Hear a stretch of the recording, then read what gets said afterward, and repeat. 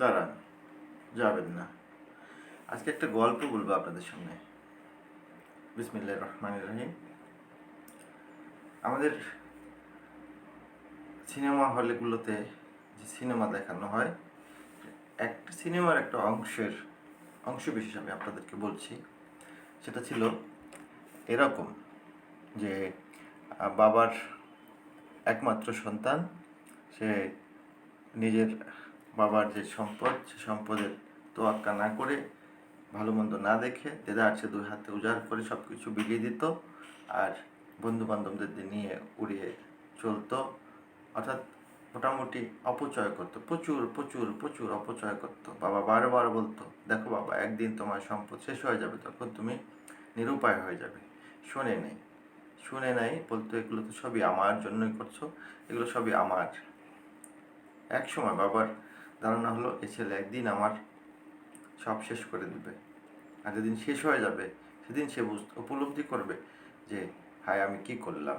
তাকে একটা শিক্ষা দেওয়ার প্রয়োজন আছে। এই জন্য একদিন বাবা সিদ্ধান্ত নিলেন যে এখন তিনি আর কিছু বলবেন না। তিনি বিকল্প চিন্তা ভাবনা করলেন। তিনি কি করলেন, অনেক টাকা তিনি ঘরের বাথরুমের উপরে রেখে দিলেন। তারপর নিচে হালকা ওয়াল করলেন, ছাদ করলেন। ছাদের নিচে একটা যেটা বলে যে একটা অ্যাঙ্গেল ঝুলিয়ে দিলেন, যার সাথে একটা রশি বাঁধা ছিল, ফাঁসির রশি।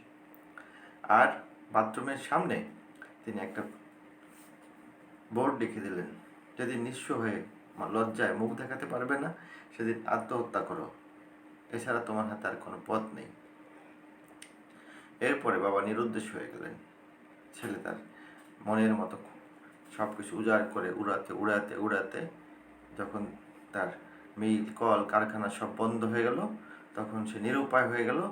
আর হঠাৎ করে একদিন চিন্তা করলো যে এখন আর টাকা নেই, পয়সা নেই, সব কিছু নষ্ট হয়ে গেছে, এখন আমাকে আত্মহত্যা ছাড়ার উপায় নেই।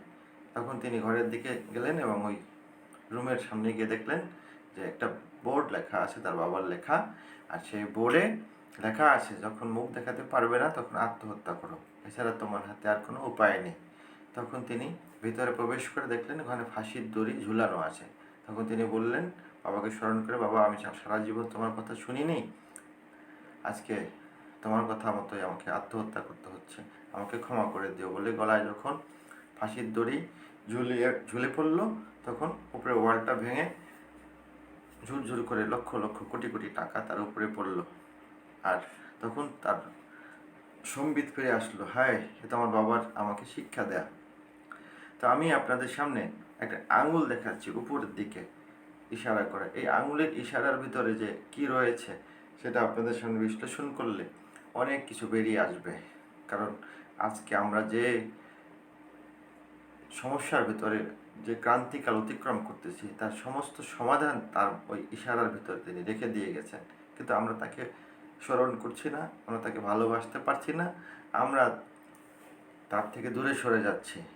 আর এই অস্ত্রটাই আমাদের হাতে একমাত্র সবচেয়ে ভয়ঙ্কর অস্ত্র, যা পৃথিবীর কারো হাতে নেই, কোনো দেশের নেই। ইনশাল্লাহ আমি এই ব্যাপারে আপনাদের সাথে আরও বিস্তারিত বিশ্লেষণে আসব।